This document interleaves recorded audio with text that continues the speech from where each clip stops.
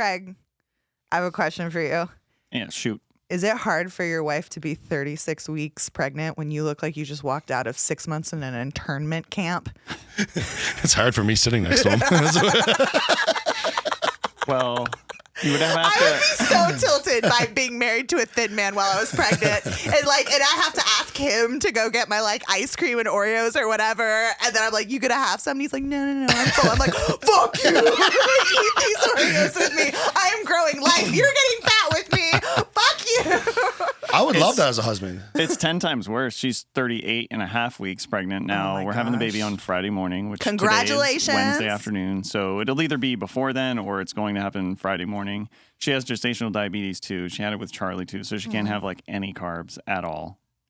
So it's like no carbs during the pregnancy. That's like the nut low pregnancy. You can't even eat carbs. She can't eat sugar either, probably. Sugar's the ultimate carb. I'm sorry, Jackie. I just am finding this out for the first time now. If you need me to commit a crime for you to get some of this rage out, I'm so sorry. Yeah, someone brings over a pizza and she's like, cool, I can eat the cheese and the meat. If you guys got any extra carbs at your house, I'll gladly take them off your hands. I do feel as though I've been eating carbs for 2 this entire time. You haven't been eating carbs for half a person, Craig. You're eating carbs for half of a man. Oh. All right, y'all. Welcome to the Texas Poker Experience. My name is Caitlin Komeski, and that is my co-host, Craig Sear, Tiny Father. And we are joined this week by a new friend that we've met. He's spending some time here in Texas, getting to know the Texas poker scene. You may know him or recognize him from America's Card Room content, part of the Punters Pad series. You may recognize him from Big Brother Canada. He's a big personality. We're so glad to have him here, a part of our Texas Poker Experience. Please welcome Jon Pardy. Oh, the crowd goes wild. What's up, guys? Thanks for having me. Yeah, thanks for making time for us, Jon. Of course. I was just thinking, when you went over and was and Craig is here, I was thinking how funny it would have been if you just kept going with the podcast and never introduced me at all. And I was just kind of sitting here oh, God. We should have done that to Chad. We trolled Chad so hard, as we always do, but he really got us in the end. I have to tip my hat to old Chad, who took my breath away with his harsh but fair. Made me really reevaluate some of my life choices. Not that hard. It's one of those truly unjust things in life is that when you hang around idiots like us, it's like you needle the people who take it the most. The people who have the great personalities are the butt of every fucking joke. It's so unfair. Yeah. But the people that can't take it are usually the assholes that deserve it. But of course, you spare it from them because you're like, I don't want anyone to actually cry. So there's a lot of posts work for you if they get upset, some damage control. It's not worth it. So yeah, you just need. But I mean, with Chad, it's 24. Not just when the microphones are on. I just needle that guy constantly. He just takes it like a champ. Ugh, I love it. Let's catch up on a little poker news at the start before we start grilling you about who the hell you are. Who the hell you are? Where I want to start is in national news. There was some student loan forgiveness, as we know, and Doug Polk had some very opinionated thoughts about that, and he came out anti-loan forgiveness. Doug Polk only has opinionated. I know. That's all the only thoughts he has. He doesn't give you soft sells on his thoughts and ideas. But anyway, so I thought it was interesting because somebody quote tweeted his criticism of student loan forgiveness and pointed out that the lodge was the recipient of a $200,000 give or take PP loan that was forgiven completely. And I don't necessarily think they weren't deserving of that loan. This isn't a comment about whether or not it shouldn't have been forgiven or they shouldn't have taken it. I know the lodge took major losses in their May series, being very ambitious and trying to be a forefront in Texas poker. So let me just add that addendum. But I always like to talk when people duck on Doug Polk. I'll talk when people duck on Doug Polk. I do like to point it out. I have many comments here. Yeah, go for it. Going back to the body image controversy that he was a part of, I sometimes wonder if it's one of these no press is bad press. Is he saying these? I mean, he had to know that was going to be controversial when he said it. No, I literally think he was probably a chubby little gamer basement boy for most of his life. And then he took a weight loss bet and got fit as fuck and grew a superiority complex about body. I think that's just how it went. I wouldn't call Doug fit as fuck. Right now. he looks better than a tank top than he did. You're slow, you're rolling. Yeah, I was no, but we're getting hot and bothered. He did his like results, like victory lap post the other day of like, I'm like the fittest I've ever been, my body fat percentage. So I think like it became a new goal for him. And so, but yeah, I don't think he says things because they're not incendiary. I don't think he's spending hours and hours with his takes trying to make everything like very measured and fair and balanced. Yeah. I think he also doesn't really have to. I've realized, now I haven't been in the poker world for a long time, but what I've found with the poker world is they get very up in arms about something, but they have a very, very, very short memory on things that happen. So Doug can say whatever he wants. He knows it'll probably be a week of backlash, week and a half of backlash, and then there's going to be something else in the poker world. He's going to be dealing with my fat ass forever about that Sports Illustrated cover. I gotta tell you that. You had the best response ever. Yeah. It was great. Suck it, Doug. No, I mean, we love the Lodge, and whenever we talk about Doug, we're talking about him as a public figure. So, addendum. That was a common thing, though. I mean, I unfortunately, politics is like a part of our world now, and I listen to a ton of politics on both sides of the aisle just to kind of form my own opinion, try to form my own opinion. It's hard these days, but that was a pretty common thing. A lot of conservatives were complaining about the fact that they weren't allowed to complain about, you know, their lack of support for student loan forgiveness when they're getting doxxed, basically, you know, saying, hey, you took PPP money. How is that any different? Those threads were longer than the damn Dead Sea Scrolls. I don't know if those scrolls are very long. You know why? Because a ton of people... I was like, wait a second. I mean, a ton of people took that PPP money, and I guess the argument from the conservative side of the aisle was like, hey, that was money that was like, hey, here, take it.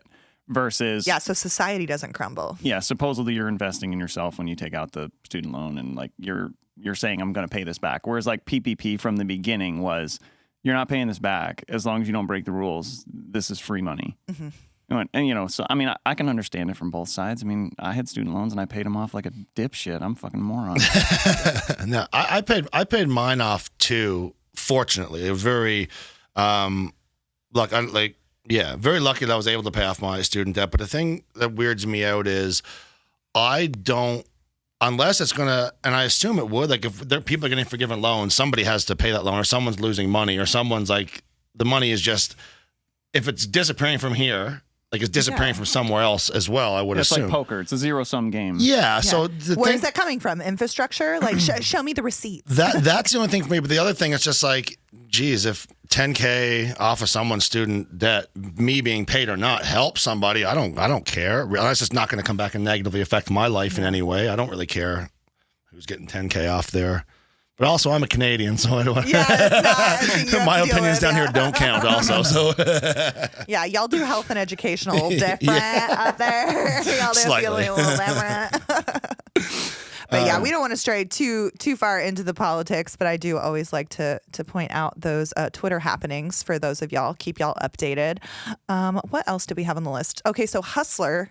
Casino Live, the most popular stream in existence right now.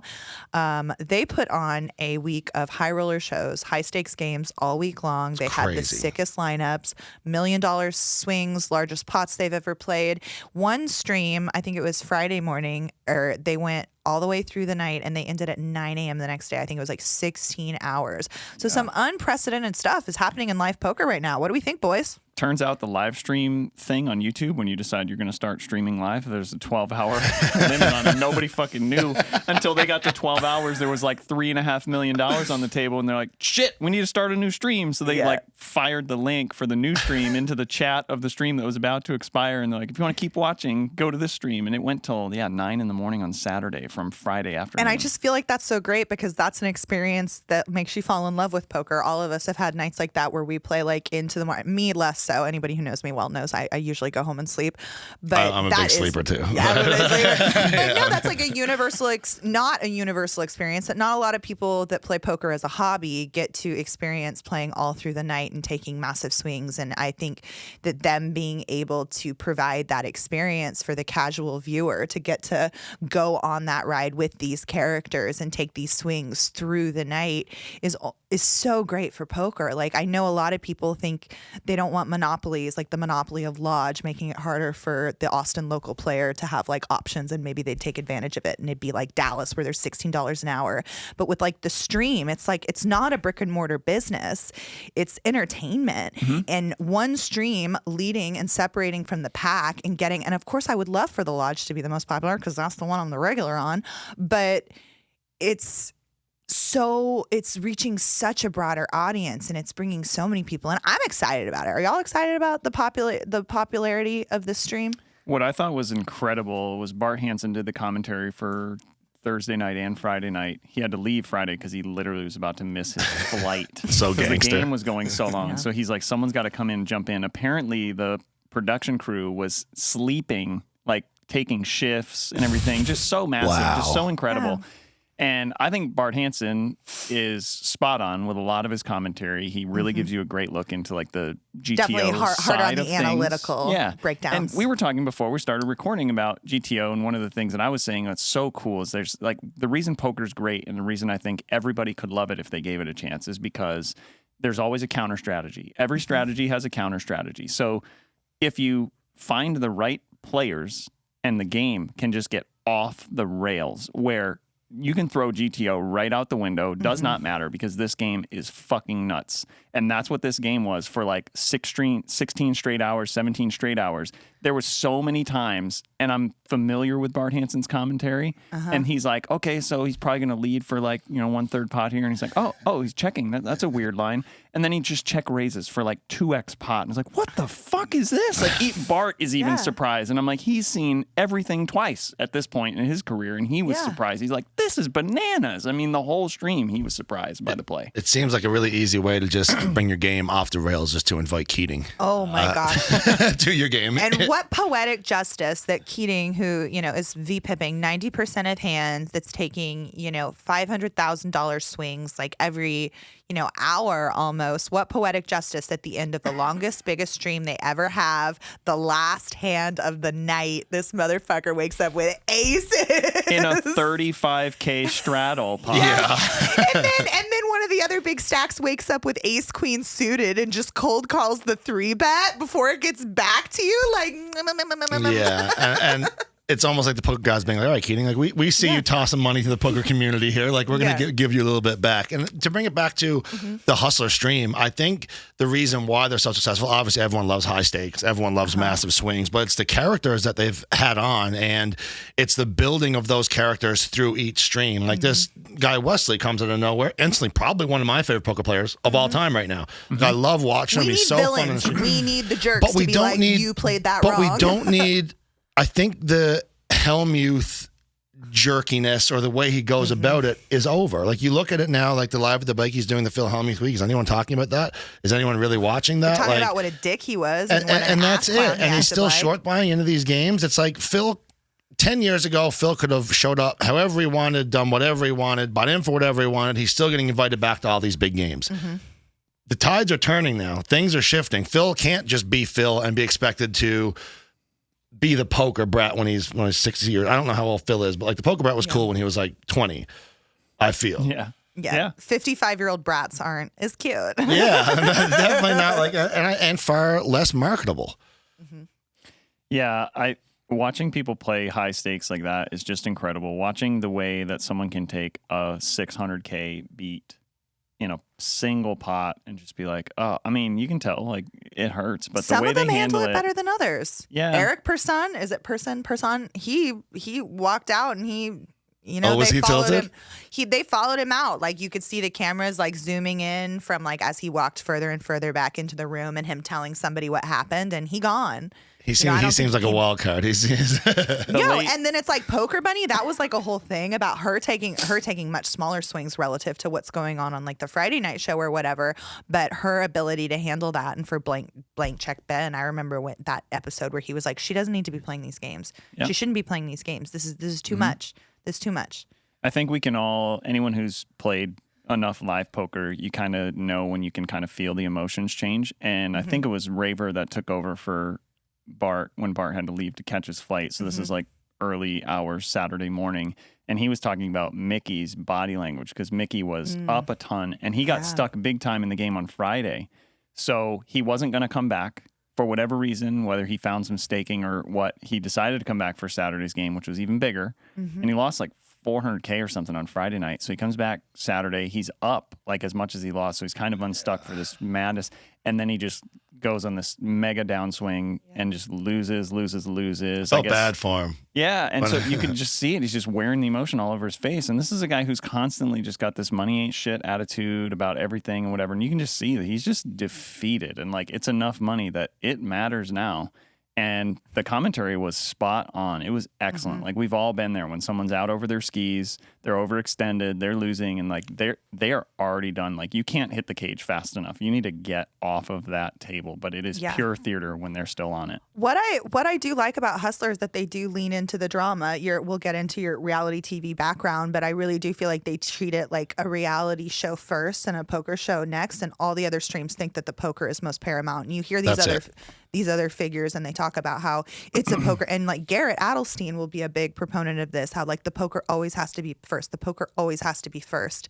But it's like, how about reaching that broader audience? Most people can't relate to losing $200,000, but most people can like relate to a human feeling like of like being down on your luck. And that's why I like that the Hustler commentators will talk about dramatic things that are happening, when like that shitstorm of when Poker Bunny was on that one time where she was like, wait, what? No. And like, that was like, that became a meme in poker. Like, they didn't shy away from that. They don't shy away from, maybe saying things that may not make people look good, but that it is compelling drama, and they'll let the drama play out. Like, there have been some incidents, I don't want to call TCH out, but there have been some very dramatic shit that happens on our streams, like either players getting into fights or people getting too drunk, falling down. There was an incident in a parking lot after somebody got blackout drunk on stream that nobody talks about. And I think they think it's bad PR and it's bad and like hush to it under the rug.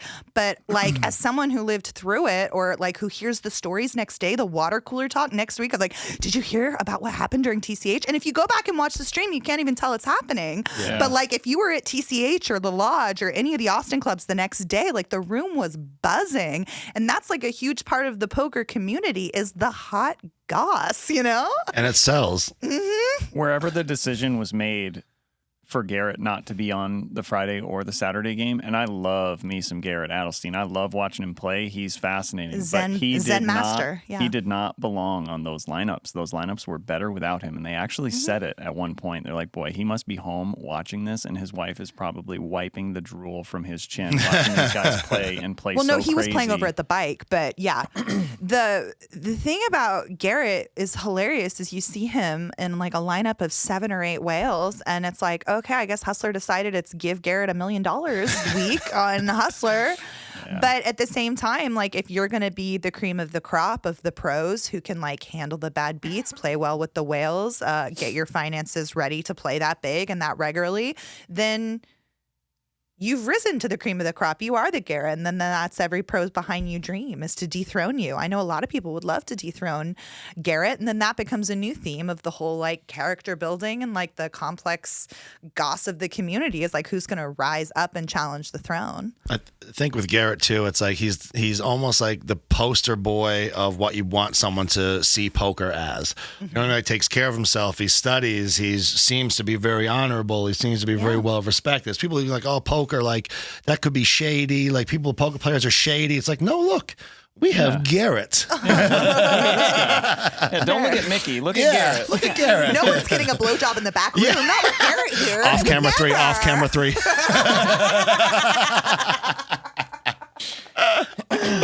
Oh my gosh, yeah. So anything else about the Hustler streams? But I just love the thing with the Hustler is I think they are showing that it's personalities that are carrying that show. Again, would the personalities be able to put on the same show if it was $3,000 capped?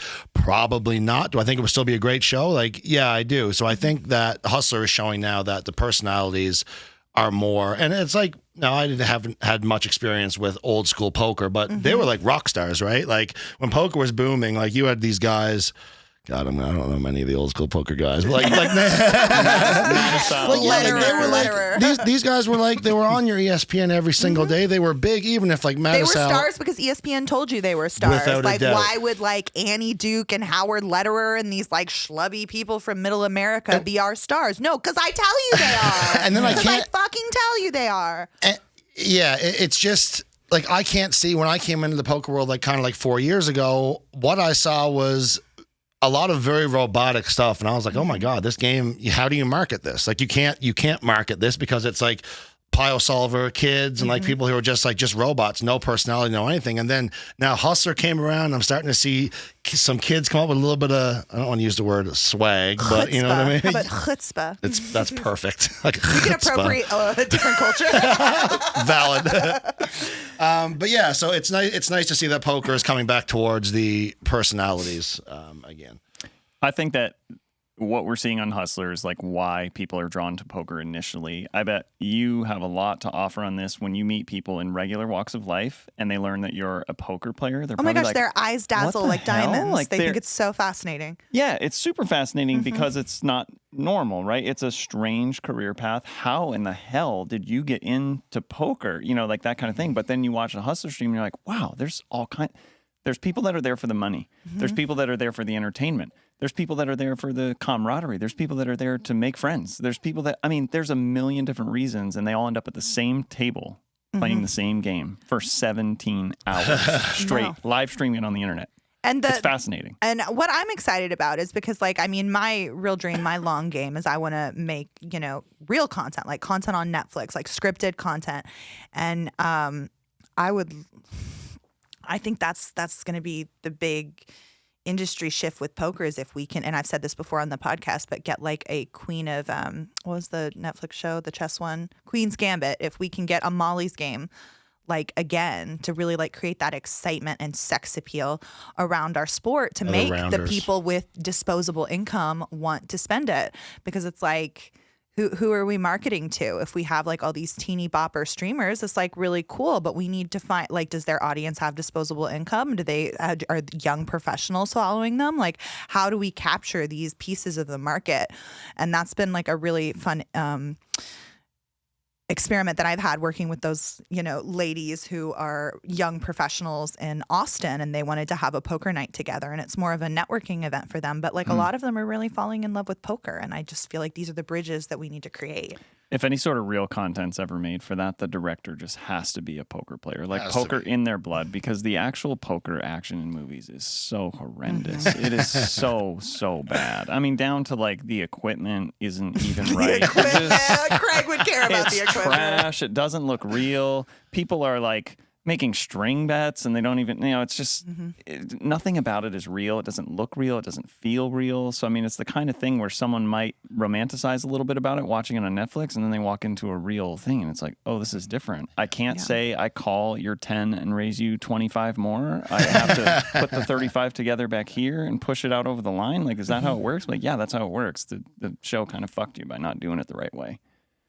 100%. Yeah, I think if the content is actually really good, and like you're saying, from a Netflix standpoint, if it's almost like following a few personalities in their real environment, so they're actually playing poker in real poker rooms or real underground games or real, I think if they could ever make like a Real Housewives, but like a real poker players of wherever the fuck, Texas, obviously, so you can cast me. But like, that would just be such a slam dunk. And I heard that they tried to do a project like that a few years ago. I've heard other women in poker that have been around longer than I have talk about it, where they casted it and they had all the ladies come together, and they were just really disappointed. They thought it was going to be more of an empowering experience, when at the end they were just like, oh, can you get your tits out? Can you wear like something a little lower cut? Like, can you get in a fight with that girl? And you're like, oh, you mean her who I've known for 10 years and who she held me when I lost 10 grand? No. Sure, maybe. No. I think poker needs to walk away, and I think that's why the Live at the Bike premiere was such like a fucking dumpster fire, was because they're still trying to think of poker as, okay, we need the blonde, big boobed bimbo models that are just standing there doing nothing. People are tuning in to watch like a sexy dealer. People are tuning in to, feel like, oh, this guy is James Bond. Like, no one thinks Matt Berkey is James Bond. Like, it's... Matt Berkey does. Matt Berkey does think he's James. That's fair. I don't even think Matt Berkey thinks he's James Bond. I don't know. He's a Yenzer, so probably not. But He's a what? A Yenzer, that's someone from Pittsburgh. Oh. Or Philly, Pittsburgh, Well, Pennsylvania. Yenzer. Is that like, it was okay to say? Like if I was like, Yenzer. oh, like you're It's not a slur. It's not a slur. It's like, I guess, someone from... I think they self-identify as Yinzer. Oh, got you. Yeah, I just learned that term word. our last episode, actually. Chad. They can reclaim it for me if they probably would be using it. That bitch, get our word out of your mouth. No, but I do think that, like, especially with the marketing around women and how they treat the female pros that we choose to sponsor and how we choose to market them, I think it's a lot of just like tits and ass that maybe we can evolve to the next iteration. And I'm not saying that's women who market. There are some women that market themselves that way, and power to them. They're usually the ones at the front of the pack. But I just, the ones with like ladies with corporate Scott, I wish we just had more characters like Ebony, like your teammate at ACR, Ebony, who's just like a grown ass, strong, empowered woman. And like, yes, she's sexy. And yes, it's like she can offer that, but that it's like a more complete, complex character. And I just wish we would treat more women like in poker like that. Yeah, we could be biased because obviously we're all here. We love poker enough to have, started a podcast and spend our time doing it, playing it. And it could just be a tough sell on the front end, just getting someone to turn on and pick a show that's about people playing cards. Mm-hmm. But I think once people got into it, as we know from, our own life slide into poker is like, boy, it just grabs you. But it's like my life is so fascinating. Oh my God. Like the fucking roller coaster I've taken in the last 10 weeks. I like had this big lodge stream where they put me on the goddamn thumbnail. I shit the bed for the first time in months. I just absolutely implode. I implode because I'm used to, he goes by Cinnabon on the stream, just showing up with Jack 4 and all kinds of garbage. I snap him off for 5K with tens. And then I and then the next day I get up and I win back almost, a little chunk of it. And then Friday I'm back down again. And then I have a fight with my boyfriend that night. And these lives are complex. Yeah. And it's fascinating. It's good drama. The people that they follow would have to be very, very open and willing to after this dumpster fire of a lodge stream, they're going to be like, hey, let's sit down in this chair and talk about your feelings for 10 minutes. Well, you're going to see it on my vlog. I have so many Your vlogs are great, by the way. Thank you. There's so many minutes of me just crying into the camera. Just I put it together. But it's real, and people like that. People identify with that. Everybody has emotions, right? They might be over different things. Yeah. Somebody might be like, oh, geez, my cat won't come and sit I think on my that's lap a criticism for a lot of poker vloggers. Different vlogger to vlogger, but a lot of vloggers will, really not want to focus on the losses and marinate in those feelings or what that went through or the mistakes that they made. And it's a challenge when you're a content creator to be like, no, I'm going to make the choice to be I'm going to say on my vlog, I shit the fucking bed and I played garbage and that I'm fully capable of doing my job poorly some days. For me, most days. No, and I mean, we talked about this on the pod before and we were talking about it earlier with John. It's just I feel especially with how solved the game is getting and with game theory and how many people are getting caught up into the same level, it becomes a game of inches and it becomes who's waking up to go to the gym so that they're clear-headed and ready to grind, who's not drinking, who is drinking, who's being nice to the whales and the fish, who's keeping the conversation going, who's buried in their phone. And then these become when we're all sort of leveled out on a skill plane level, that becomes what matters. Well, it's also different for you. You're trying to play pretty much the biggest game in every room that you play in, and I understand why. God, it sounds sexy when you say it. Sounds scary to me. I'm just biggest game? Oh, God. Do you think Caitlin's a size queen? What's the definition of a size queen? Girls that like big dicks. Definitely a size queen. No hesitation. She walks into a poker room and she goes, where's the biggest one? No daddy's under 7 inches in this cave. She still ended up with me here. I've never done. And here I am. But no, when you talk about GTO strategy and stuff, you get someone like me. I play poker more for fun. I mean, of course, I try to win. I'm a winning player long term. I'm not paying the mortgage. I'm not paying fucking car payment even, right? My hourly is, laughable, but it's positive. And for me, I could sit and I could spend a ton of time in solvers and I could really, really, really study the game. But all it would make me want to do is spend my time trying to play in the same games as you, battling you, like you said, in a game of inches, where instead, if I go to the lodge and I'm playing 1-2 and there's 9 tables of 1-2 and there's fucking 6 people with headphones on grinding away, I'm like, yeah, table change? Like, fuck this. It's just easier to go to another table with people that are interesting. I'm going to have more fun and I'm probably going to make more money. I'm sure this is going to be intuitive to some people and maybe less so to others, but Jalen and I were having a conversation the other day where our 1-2, 1-3 hourlies are very comparable to our 5-10 hourlies. Like when you zoom out and you like take the like a 6-month sample size, the hourly is not that different. This is based on a small sample size, but literally last week I went and I played in Eric's game, the quarter 50 game, literally quarter 50 cent game. Oh shit, I left him on red. I'm so sorry, Eric. I forgot. I was in bed all day Saturday. I lost so much money on Friday. I was crying in my bed all day Saturday. Sorry, Eric. Making vlogs. Oh god. And then like he texts me at like 5 p.m. You want to play 25-50 cent? No, I want to die, Eric. Don't I want to text me ever literally again. die. So I went to Eric's. This was a couple weekends ago. I went to Eric's game. I played, had an absolute blast. It's usually like there's 2 or 3 other decent players there that you can get in a leveling war with, but there's also people that are just getting into poker and having a good time. And so you yuck it up and have a shitload of fun. You'll bet 60 big blinds on the river on a bluff, show it, and then be like, oh, God, I thought I had the straight. Oh, my God, I didn't realize I just had 9 high. My bad. But I'll take the pot. Don't worry about it. All sorts of fun. And then I decided to pull up my tracker and filter for just his game, just quarter 50 cent at his place. And granted, it's a small sample size. It's less than 100 hours. But I looked at it and I'm like, that is the exact same win rate as 1-2 and 1-3 for me. Yeah. Exact same. Cool flex, you guys have win rates. But I'm having Cool. Goddamn. I'm dead. You're the one wearing a patch, homie. Lucky. This is TV. I had to pay a lot for this patch. A lot. All right, let's shift into a little bit of your background, Jon. You're getting introduced to the Texas poker community. I don't think a lot of people know that you're Canadian, number one, and number two, that you are a reality star. Tell us about your life before poker. Hold on, wait. What? I have a way cooler way to ask this question. Oh. Jon, I have a question for you. Hit me. How in the fuck did you end up in this chair right now? That's a great question. Yep.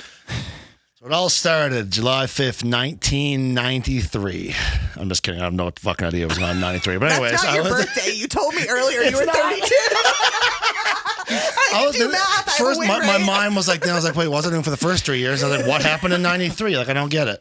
So yeah, I played, as typical Canadians do, I played hockey my whole life. That was my one dream. I didn't want to really do anything else besides. I had no backup plan. I got through school solely so I could stay on sports teams and play hockey. So I ended up playing my junior hockey in Canada, played some professional hockey here in the States. Actually played in Alabama, which coming from Canada, I was like, fucking hockey in Alabama? Like, I don't know if I've made it or like, goddamn, like where am I off to right now? What was that culture shock like? Sorry, it was actually kind of crazy because I expected, like, again, Canadian, I expect like bumfuck Alabama. Mm-hmm. I went into Huntsville and it was like a big city and they were hockey crazed. I was just like, what the hell? Like, Hockey's hockey, right? It was crazy. So it was an amazing experience. I really enjoyed my time in Alabama, but I ended up having 2 shoulder surgeries. After my second, I came back. In my first game, I got into a fight and my shoulder came out again. So after that, I couldn't get any doctor to clear me to play anywhere. So that dream was done. As a 21-year-old, I moved back home to my parents' basement, which, after being away from 16, is kind of like, oh, fuck. Like, here we go. And you don't feel like, even though you were still a baby, I'm sure you felt like washed up already. I was like, I don't have a wife. I don't have kids. I don't have... Because you're from Newfoundland. You're not just from like, Canada. Supper's ready, Jon. I'm like, fuck, Mom. So... Ma, the meatloaf. Fuck, that's what went to my mind first thing, too. I never know what she's doing up there. I'm trying to think of that movie name right now. Will Ferrell. Wedding Crashers. Wedding Crashers. Yeah, it's such a great. American culture. You're welcome. So I was kind of bummed out after that, and I was like, I'm not sure what direction I want my life to go. I have no backup plan. I have no idea what I want to do. Like, am I even smart enough to go to university? Like, I literally have no idea. Well, I had an idea. Like, probably not, but like we were gonna try it.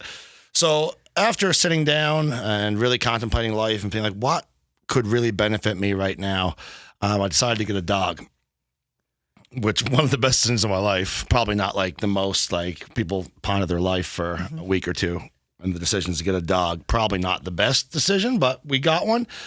And both my parents were educators, so I said, here we go. We got a dog, and now I'm going to go try to enlighten young Canadian minds and be a teacher. I hated it from the minute I started pursuing an education degree. And it was my little sister's birthday, and her favorite show is Big Brother. So here I was lost. I didn't know what I wanted to do. My sister said, John, for my birthday, can you just apply for my favorite show? Because she's younger than me, and she wasn't old enough to apply. So at this time, I didn't look like this, so I took my shirt off. I was just after hockey career. I looked great. Shout out to 21-year-old John. You did good work, John. You killed it, buddy. Look how far we've come. But anyways, so I sat down, spit for 2 minutes. She recorded it, sent in everything. I don't even know what she put on the is it a resume or the casting thing, whatever Video it was. audition, whatever. She filled out the whole process, and they phoned. They were like, John, like, we'd love for you to come on. And I was like, ooh, I don't. That's not really my kind of thing. Like, I had no idea about the reality TV life. So I said, no, I'm cool. Appreciate you guys reaching out. Whatever. So a few weeks went by, maybe a few months, like a month and a half. And I got another call. I looked down. I was in the middle of a human anatomy final. And I looked down, and it was Big Brother again. And I was like, that's weird. So I stepped outside the class, took the call. And they were like, John, we really want you to go on the show. Like, can you please reconsider? So I looked back inside the classroom. I remember there's like a little window, like right here. You can look at it, see all my classmates taking the test. And they all looked fucking miserable. I was like, yo, this is like the sorriest looking bunch. Like, I don't know. Like, this, if this is what my life's going to be like, it looks terrible. So I was like, fuck it.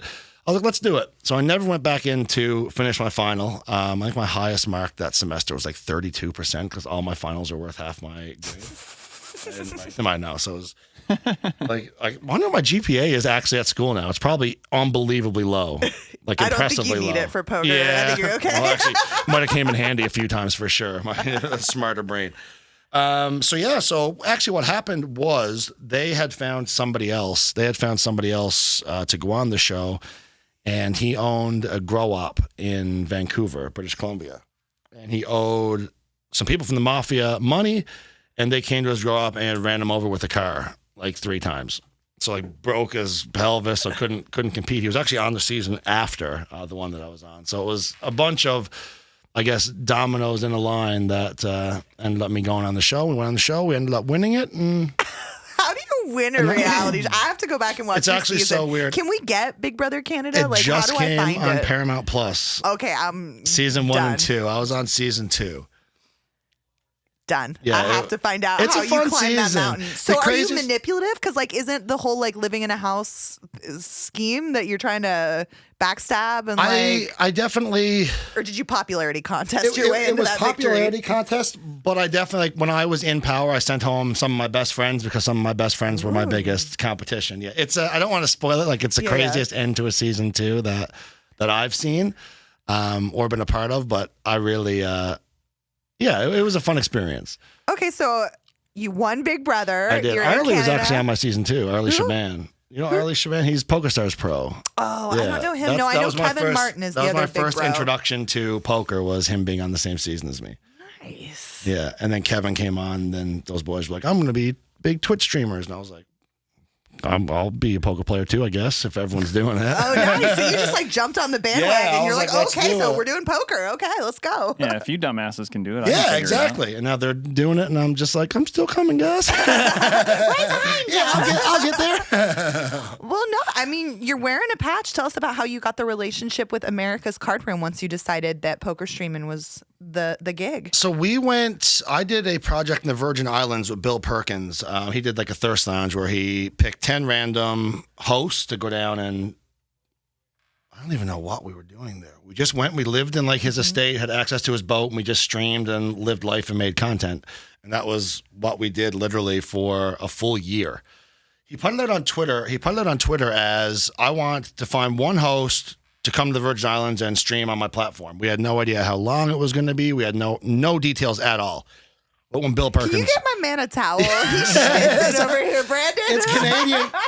What it is, it's Canadian. I'm a Canadian here in the Texas heat. I don't go outside. We're sitting in a garage under lights. Like, he's not a bad man. Wait, this for isn't the sweating. sauna? This isn't the sauna? We're getting the toxins Hey, thank out. you.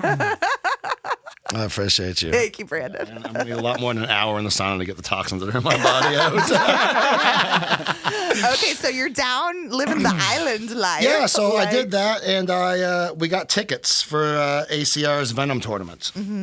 So I ended up making a deep run in that. I was in a prop bet at the time as well, where I was wearing only a shower curtain, and I was wearing that. I was on my fifth day. So here I was streaming on Twitch in a shower curtain I've been wearing for 4 days, and we went deep. I think we got like 87th or something for like $12,000. At that time, I went down. So before I went to the Thirst Lounge, I ended up becoming like homeless and addicted to drugs. Oops. Yeah, like what? Reality TV, and then I was like, oh fuck. So we were kind of like on our last leg of like, I don't want to say life, like on our last kind of like shit. Like I have no idea where my life's going. So Bill put that thing out, and I went down there. I had to borrow $2,500 from my mom to even get down to the Virgin Islands. So winning the $12,000 there, I was like, oh my God, this is $12,000 American. Like that's like $50K Canadian. Like I feel like Check the like conversion. I feel so good right now. Like life was just well. So when I was on, like the stream was popping off. It was Bill's stream. Everyone was watching. It came to a point where I got a phone call on my WhatsApp, and I ignored it. And then called back, and I was like, what the hell? And I answered on stream because the producer was like, yo, answer on stream. And it was Phil Nagy. So Phil goes, what's up, John? Like, it's me, Phil Nagy. I looked around, I was like, I fucking have no idea who Phil Nagy is. like, hey, Phil. Like, he's like, he could tell I was also like, he doesn't know who I am. It's like, I'm like the CEO of ACR. And I was like, no fucking shit. So here, I was like, oh my God, like everything's happening right now. Like my whole life is like all coming to fruition. And he was like, we're going to bring you down to the Cage. ACR did like a 5K cash game kind of tournament thing they used to do in Costa Rica. So he said, I'm going to fly you out to Costa Rica. And I was like, I am the biggest deal that poker's ever seen right now, and everything is magic. Yep. I was like, my plan's working perfectly. I didn't have a plan, but so went down to Costa Rica. Ended up getting a tour of the ACR facility, meeting Phil and the team that he has working there with ACR, and we kept in close contact for the next year. And then after the Thirst Lounge, he signed me, Ebony, and Drew all at the same time from that project. So it was, again, like very just kind of right spot, right time. Yep. Lucky run. He was watching. It was just, here we are. Very cool. Oh my gosh, we went on a journey together. That was a So we could he's like, when I asked how the fuck did you get here, I didn't need your whole fucking life story. No, I literally asked for your life story. That was the literal prompt. You did good. But let's shift a little bit to talk about, in recent news, ACR had some technical difficulties that resulted The real in questions. Yep. The that real resulted in questions. Now, I'm not going to grill you. Here's the thing is we were also talking before stream. I'm like, did you have a hard week with people assuming you have any power? Snap said yes. Yeah. So in the news, there was an ACR tournament that the guarantee got canceled. There was a rumor, like when it first happened, that like maybe they just weren't going to make their guarantee, so they were canceling it all how the Hustler did with the live poker tournament that we talked about in our last podcast. However, they were on schedule to smash that guarantee. We were going to crush the guarantee. Yeah, so it truly was just like technical difficulties, right? Do you know the details on the nature of the technicals? It was it was human error, a human error that created the problem where it was impossible to go ahead with the day two. When this human error first started, everyone behind the scenes, trust me, when these things happen, nobody is more like, fucking God, than ACR. We hate it. We don't like it. We try to minimize it, but shit happens. We're a company that has kind of gone from the wild, wild west to trying to bring a lot more kind of, not a corporate feel, because we definitely still want to stay very close with the players. We want to stay like, what other poker site where you know the CEO, or the CEO's on Twitter, or the CEO, you know what I mean, is right there. So we still want to be the kind of a people's platform kind of thing. But we are moving from a Wild West to like putting things in place like PR teams, management. That was a big change that you were happy to see as a result of this incident. Huge. So, and people assume it sucks because when something happens, people are like, "Oh, scared! You guys are robbing our money!" Like, and it's like, Jesus, like no, guys, like we're. It's not like you're an agent that gets a percentage of the games and the people are thing playing is, too, or something. people are like, "Oh, you don't got no balls. You sell out and you're wearing it because they pay you money." I'm just like, one, nobody's paying me enough to be with a site that I don't believe in, or I think something. If I think something was shady was going on with ACR, what they're paying me is not enough for me to support that site. Right. I support it because when I went down, I met with Phil. Me and him had some great talks about his vision, what he wanted, the in and out workings of ACR, and I thought, this is amazing. This is a guy who was very passionate about poker, who was very passionate about growing the game. Do we do everything right? Fuck no. Like we're still learning. We're still trying to, make changes that are going to help the game. And a lot of these changes, I don't know anything about software. I assume it's probably pretty fucking difficult to implement. I have no idea. Yeah. So when this stuff happens and we have an ACR Team Pro group and the whole Team Pro is like, why? Like, where's the announcement? Like, how do we not have an announcement right now? Like, we need to this needs to be put out right away. And they were kind of like, we don't know if we're going to put it out right away. Like we are going to email everyone affected. And then it got into a whole thing of when these situations arise, we're obviously on two different pages of how we're going to handle it. And there's nothing. And they pay you to be that conduit between the brand and the consumer. That's your role. So of course people are going to come to you thinking that that's who I have access to. He follows me back on Twitter. I know he's going to respond. And which is fine. I love being that kind of the middleman between the company and the players. It's tough when the initial conversation starts as like, you scamming scumbag fuckers. You know what I mean? It's hard to find growth after that. Yeah. I'm just like, shit, guys. One, in my mind, nothing I say is really going to change your mind anyway. It doesn't really matter. Two, it's like, it just doesn't make sense to me that ACR, as a company that's grown so much over the last few years, for them to be doing shady shit and stuff like that, it doesn't make any sense logically to me. Yeah. And also the second thing is we're doing a lot behind the scenes as well to prevent against collusion, prevent against bots, which has been a problem on ACR. You know what I mean? It has been. We're putting things in place now to combat that the best that we can. But that's going to be an ever-evolving mission as well, because as soon as we find a way to battle one bot channel or whatever, there's going to be another one that's going to... The nature of cybersecurity. Exactly. And it's going to continue to grow. We're going to continue to make mistakes as we try to grow with the times. But one thing I can assure, and I can very confidently say, is that the people at ACR want what's best for the game and want what's best for the players. Yeah. What we want to do there is grow the game. There's not one bit of us that let's not do anything about the bot ring because we're making money. I don't even know how ACR would make money off bot rings. I have no idea. You know what I mean? But it just seems like a lot of we're doing a lot of right things, and we're moving forward in a lot of right ways that are going to make sure these cancellations and stoppages and problems are going to happen far less often. Like when I started playing poker 4 years ago, this was common in ACR. Yeah. Every Sunday, the site would be down. You know what I mean? Every big tournament, boom, the site's down. So we've come a long way, but people, I think, especially today's age, want that immediate, boom, it's fixed, and it'll never not be a problem ever again. You know what I mean? Yeah. It's like, that's just not how business works. That's not how life works. And I'm really glad to hear that you are representing a brand that you believe in and that is handling issues. And I think it's unfair of the consumer to assume that all these tournaments and stuff are going to go out with a hitch. My heart went out to Hustler. They were literally robbed. A competing casino created a bigger guarantee on the same day just to pop them.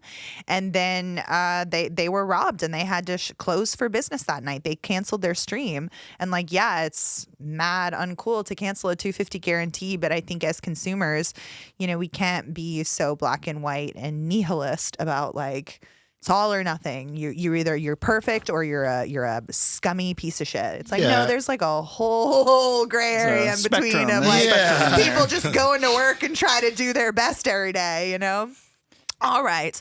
So we are getting towards the latter half of our pod here. Oh my God, and there's a dog, and I Friggin' love dogs. I know. This is Radar. Is this dog's name? He looks just like a smaller. I think she's smaller a girl. of my That's dog. a girl. She's a sweetie. It's a boy. Oh well. Yeah, fuck he's our me. mascot. He's our mascot. Oh my God, he's in the.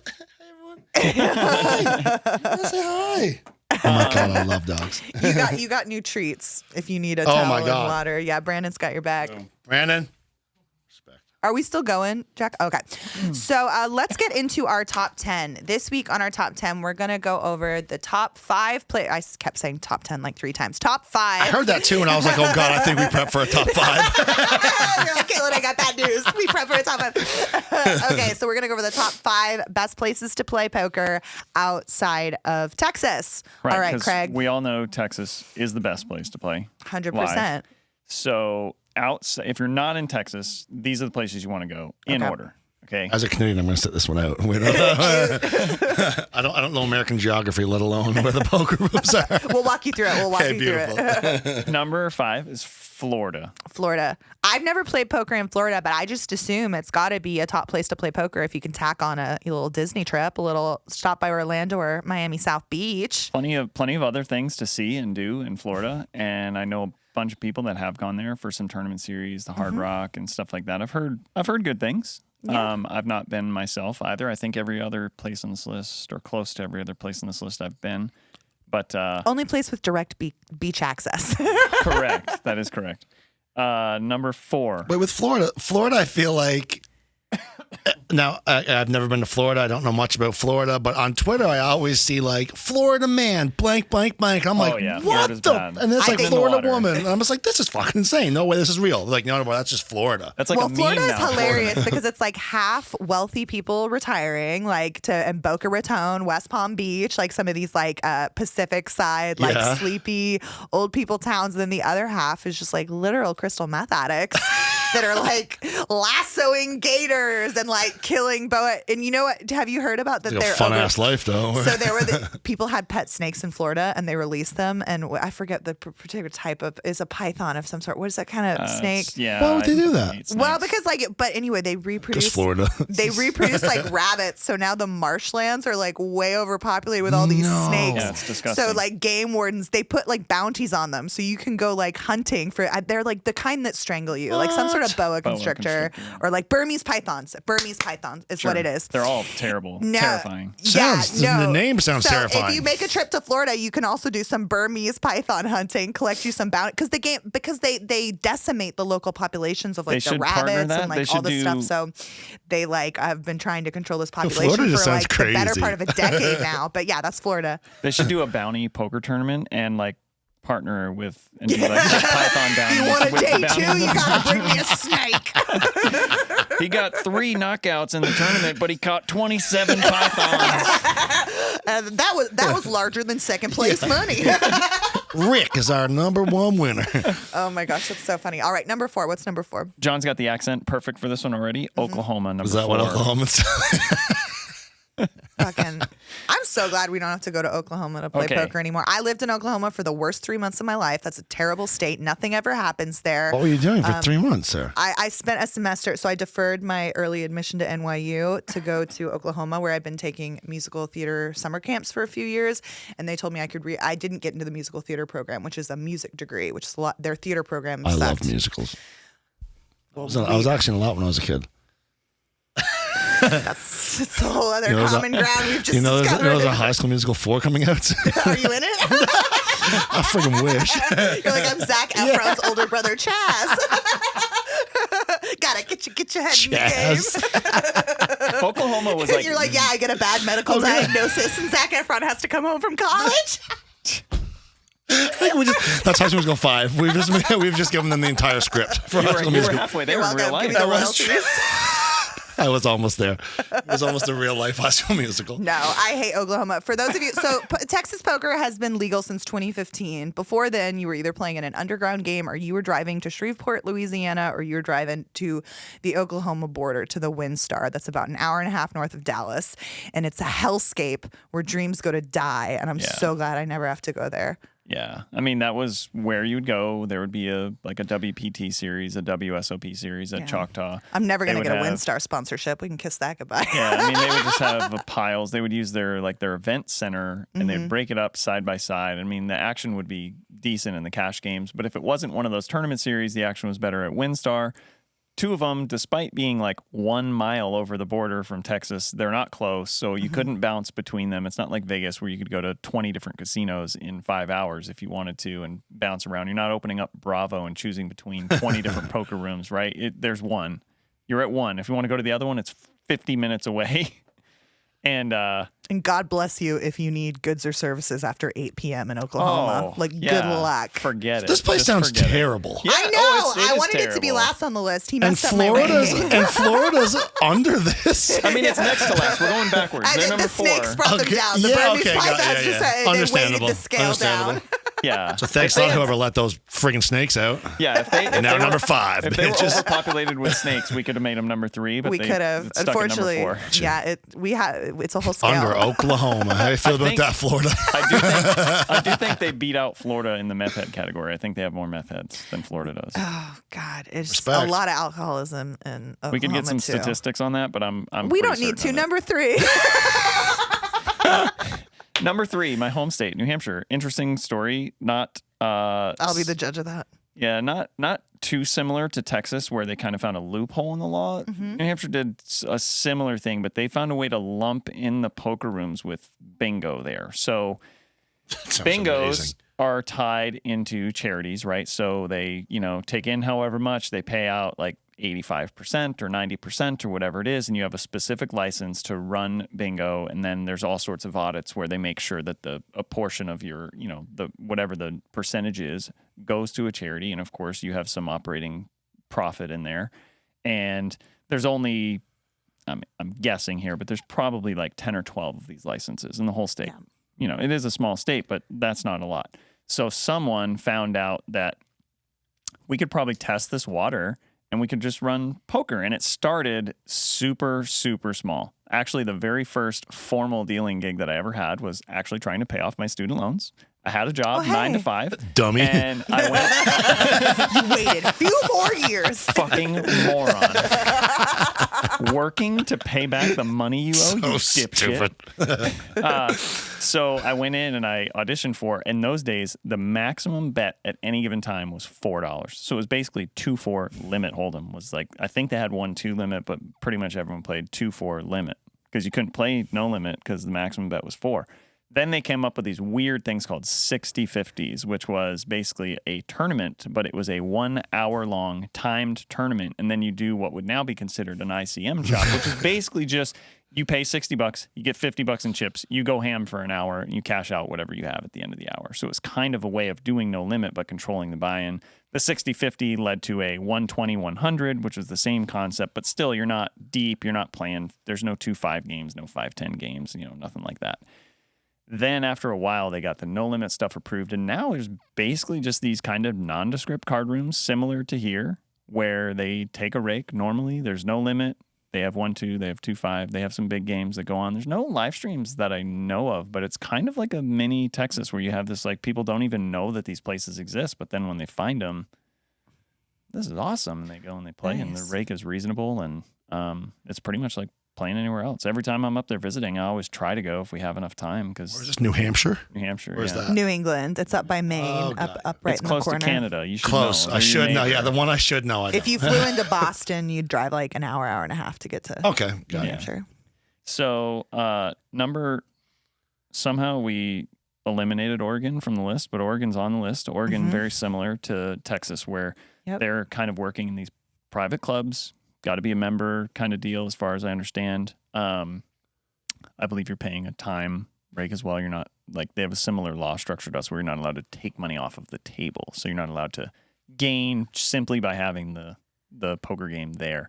So from my understanding is there's some clubs in Oregon that are very, very juicy and very, very similar. And whenever something legislatively happens in either place, the other state is like all over it because the law is written a very, very similar way. There are so many parallels between Oregon and Texas, just as a state and a culture in general, because it's like we're both a state where it's like, okay, Portland is like such, like a blue city, obviously, like it's Portlandia, like it's a huge meme how like liberal and progressive and, like crunchy granola they are. And then the rest of the state is like gun toting, like let's create our own society in the mountains. And Texas is kind of the same way, where it's like we have Austin, where, like we have the live. And of course, there's a huge, I don't want to act like the Republicans aren't living in, Austin. I play poker with all of them. But but it's just sort of interesting how it's like the dynamics between those two states. Yeah. Yeah, for sure. So I guess somehow we messed up our list here. So New Hampshire / Oregon, number 3. Number 2, Atlantic City. I have played there. Have you? Yeah, I had one of the darkest nights of my life. So I was supposed to get married on October 14th, 2017, right? Congrats. So fucked up. How did I start the sentence with supposed to get married? And your read on the situation was congrats are due. No, so I was supposed to get married on October 14th, 2017. On October 14, 2018, I was living in New York. God, that dog is cute. So beautiful. I love her. So beautiful. I was living in New York, and I had moved from LA to New York. My fiance and I had broken up, and I was just in like a really dark place in my life. So I took the bus to Atlantic City. Oh, that's and already just like awful. got manhandled at the Borgata. Oh, Just got no. on the 1-year anniversary of when I was supposed to be married. I was just like, it was gonna be a bad day, and I'm like, let's figure out how we can make this worse. And we found a way.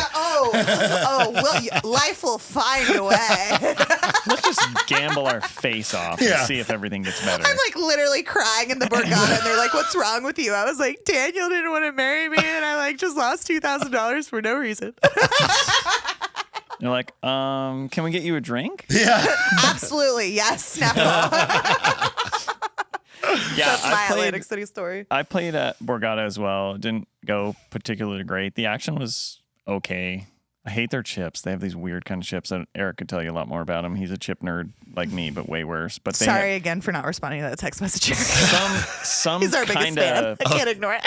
weird clay composite, and the chips like stick together, and so you can't shuffle them. And like, put me at a poker table with poker chips that I can't shuffle, and that's like being in a torture chamber. Yeah. Like, I'd rather have no chips at all. I'd rather just press buttons. I want to play online. If I can't shuffle the chips, don't give them to me. Give me a fuck screen. that. So that's something I always hold against Borgata. But there's other casinos there. I didn't play anywhere else. I only played Borgata. That's where my buddy that lives in Philly. So we went down there together. So that's just where he Is the always Taj plays. Mahal still in existence? The Trump Taj Mahal, the whole like rounders Don't know. thing? Okay, anyway. All right, number one. Number 1, place none of us know anything about, but we decided to make it number 1 on our list. Sounds- Macau. Oh, Macau. Macau. I don't know. I have no idea where Macau is. Yeah. We talked about direct beach access. They might have that. They might, yeah. Where's So they could Macau? have that. Asia? Not sure of their. You're like, you're more specific. I'm like, nope. Like, good. Good. You want me to I blow think your it's mind, like- John? Yeah. You could get on a plane and you could go east to get there, or you could go west to get there. It's gonna be a long fucking flight either way. Equidistant. Oh, really? It's just really like fucking long flight either way. interesting. Yeah. You're probably gonna go east, I would imagine. I want to from say here, it's like southern China. I don't. Why We would are I say? Why so would I fucking guess ignorant. out I was just loud? saying, Why would I put myself out like Southern that? China? Sure. All I know about Macau is that that one season of Top Chef, they did the finale in Macau, and I learned about like the durian fruit that smells terrible, and then like how their cuisine is so heavily influenced by Portuguese culture, probably because of imperialism. But I don't know the backstory. On Well, that. poker-wise, they're That's home. usually the reason. Poker-wise, they're Most home starts to it. the largest cash games in the world, bar none. Mm-hmm. And they're absolutely massive. And like people that I know that have gone there, they talk about they were in the region and they're like, I just want to go play even for 1 hour in Macau. And Yeah. whatever the monetary unit is that they use, they say that the rake is absurdly high. It's like 10% uncapped. Love it. And the minimum I don't love it. game, whatever the conversion rate is, I want to say they said like the smallest game in the room is like the equivalent of like 12-24 no limit. The smallest game.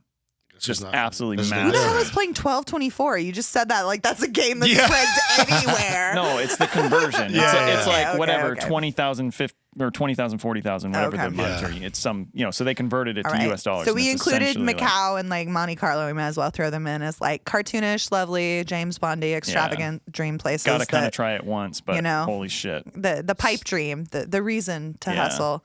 And Don't talk about do we have honorable honorable mentions? Okay, what are our honorable mentions? Honorable mention was California, the entire state. Yeah, California. Okay. Anywhere, but when they just LA, rake you New York, rake Bay you to Area. death, I don't think it made the list. Yeah. Okay. California and there's a place in Nevada called Las Vegas. Okay. There's a city called Las Vegas. It's way, way south in the state, right at the tip. Well, condolences to California and Las Vegas. I'm sorry you didn't make the list. Better luck next year. Just like keep putting it in there, and maybe we'll include you as a nice place to. I think travel to play poker. they're taking bribes for their next for their next list. If you want to be top 5, Top 5 on the Texas Poker Experience. Gotta pay, You bitch. have my number. All right, that is our top 5. All right, y'all, how we end each episode on the Texas Poker Experience is we like to do a little roast of each other. We do a segment called Harsh But Fair. In this segment, we give each other feedback. We each take turns doing that. John, our guest, is included in that. Our goal is to be as mean as possible without making Caitlin cry. And you are not allowed to respond to your feedback. We always do, but on paper, it is not. You're not. You just have to accept your feedback and say, thank you. Harsh but fair. All right, Craigers, you go first this week. Okay. I think I'm going to start with John. Go for it. fuck. John's from Canada. This is like the low-hanging fruit. Just so easy. Growing up in New Hampshire, stone's throw away from Canada. And I just feel as though everyone says that Canadians are so polite. So polite. Canadians are so polite. They're overly polite. I've not had that experience. I could be missing something, but I've not had that experience. I feel like every time I've had the chance to be roasted for something or caught up in a lie, I feel like you're just right. There's like, no, that's not how it is, you fucking moron. Like, say it right. So did you not grow up there, or where did you miss the obedience part of school, or what happened with that? I missed a lot of parts of school. But the first, when you were just like, when you started that, I was just like, oh fuck, like, did I not say thank you for something, or like, did I not say fucking please for something? Like, So that's someone I was like, fuck, did I was like, did everyone take their shoes off or something? And I'm here. Am I the only wearing my shoes inside? Yeah, I was like, fuck. Accept your feedback, John. Harsh but fair. Valid. Harsh but fair. Caitlin, Oh God. all the time you're on these fucking streams and I tune in and I'm like, I'm gonna watch Caitlin play, and you're always just dolled up and looking cute, and then I'm like, cool, but you don't come and play the games I deal anymore, so I never fucking see you except for when we do the podcast. And I'm like, cool, I get to see Caitlin today and give her a thank you card from coming to the baby shower and give her a big old hug. And then you call me like 4 minutes before we get here and you're like, I look like trash. I just fuck this. I didn't have time. I don't care. Like I don't have time to put myself I'm not together. even wearing a bra, y'all. I really phoned it in today. I forgot. I just fucking mail it in. That's good enough for Craig. I don't need to put in any effort. I'm sorry, I couldn't contain my big titties for you today within the confines of underwire. I didn't slap on a layer of shellac for old Daddy Craigers over there, but harsh but fair. Okay, now I go. Okay, John. Your harsh but fair is that you are too conventionally attractive to play poker. You're very tall. You're from you were the star of a reality show, and you have a super hot model-esque girlfriend who is a gangster at poker. Don't know who you hoodwinked to get into that barn. Me neither. But it's a burner. And so your harsh but fair is that you're too attractive to play with us. Like, this poker is for uglier people that struggle to remember to wear bras. And you have baby blue eyes. And that is fully unacceptable. So fuck you, you handsome bastard. Could we Accepted. Accept everything, yes. Everything, yes. maybe let's make another game suggestion for him that he'd be more fitting for? Like, what? I don't know. I'm just trying to think. If he's too good looking for poker, then what should we steer him towards? Ooh. I've been watching some N64 Mario OnlyFans? streamers. I think there's a real gap in the market for handsome men there. I actually just got a Nintendo Switch. Okay, let's do some speed runs. Yep. Oh, what a wormhole. Do a 120-star roll. That's been my like guilty pleasure lately. Is I will watch some nerd in Indiana play Super Mario for hours because I can't look at poker content anymore, and I'm just like, and it brings me back because it's like I played that game as a little girl, and I used to watch my brother. So I'm oversharing, but it's like it brings me back to like that comfort of just like watching my older brother play Mario, and I just like don't have a care in the world. All right, Craig's harsh but fair. God, you guys are good at this. I'm sitting here like, fuck me. I've been so mean to Craig. This is like our 18th episode, so I've done this to him so many times. I've come after his appearance, his personality. I don't know what it says about Craig when you're still going after 18. Just easy material still. God, where do I fucking begin? Hold on, let me pull up my list. What have I not used yet? I'm gonna start redoing them. Have I ever fucked with you about your vein forehead? No. Oh my God, Craig! You don't just have one. You don't just have one vein. You got multiple veins popping out of that plane up there. My goodness. I'm about to have multiple kids. You have to have the debt. What the fuck are you doing right now? You have to have the vein popping when you do that, or the kid doesn't take you serious. You got John. You literally got John. I was like, what the fuck is she doing? Yo, if you're my dad, I would be such a good kid. I'm like, fuck, sorry, Dad. You got to be able to stop them dead in their tracks, and you need the veins in order to do that. It looks like you got like a dick hiding behind there. Okay. That's the only time I see veins that bulging is on a nice, firm, erect penis. I'm gonna do this for our viewing audience only, okay? Keep your pants on, Craig. If I hold my breath, okay, I've got a bunch in my face and I've got a couple in my neck that will just pop out of nowhere. Ready? Okay. Don't make me laugh because I have to like. You ready? Okay, 1, 2. See, us fat guys can't do that. Oh my God! Yeah. So if I get really pissed, I can do that, and I'm telling you, that just straight up scares You people. don't need to say anything. You don't need to say a thing. Jesus. Yeah. Just start, there's like that one in the net. I mean, if we have any doctors, there, they could probably tell you what that is, but. I give you many harsh but fairs, Craig, but they all come back down to you need to gain some fucking weight, bro.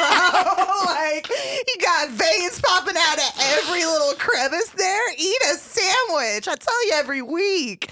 But put some dip it in gravy. Get him I'll go back to Jack in the Box and get one of those munchie boxes again. Those go down easy peasy. About 1,700 calories, never went down so. That's all I've been thinking about since we started this podcast, to be honest. Okay. All right. You ready to be mean, John? Yeah, I guess. Okay. Who do you want to do first? I'll do Craig first. Okay. Oh, great. Easiest. I'm just kidding. I actually don't have Craig. Fuck. You guys remember Dr. Scholl's? The insole steps for plantar fasciitis and the like. Okay. Can you remember their slogan? Are you gelling? I've never seen a man with more gel in his hair than I have. He's like a walking Dr. Scholl's billboard. Are you gelling? Craig is. Gelling like a felon. I'm so happy right now. What the fuck? Harsh but fair. And for the record, it's pomade. Okay? It's fucking pomade. It's not gel. That's so funny. One of my first harsh but fairs against him was for his fifth grade boy haircut. Oh, was it? Every fucking boy you went to middle school. Next week on the Texas Poker Experience, we're going to introduce the harsh but hair. Harsh but hair. All right, Caitlin. See, it sucks because you've been literally the sweetest person since we've met. So I have trouble. I've only known Craig like an hour. Like we're not there yet. You know what I mean? So I can make fun of his grade 5 hairdo. I guess like I'll have to go back with like the attire. Like I feel like Craig kind of came like he was about to do a podcast today. I came like I was probably going to be a guest on a podcast today, and you look like you just painted your entire house. And I say that because you actually still have paint stains on the side of your pants. Yeah, I had these are Oklahoma City University pants. They're from when I was like 18 or 19. They have a big hole in the crotch, and I don't give a fuck. It's for Easy I get access, ventilation up there. I got a sweaty vagina. We gotta air it out. My girlfriend just bought me a whole like big package of fresh balls. It's like the stuff you. Anyways, I don't know why that was. Was she trying to tell you something? I love it. For sure. Maybe cut some holes in your pants like Caitlin, and you'll. You actually, you know what? You have it figured out. You have it figured out. The ventilation system you have going is perfect.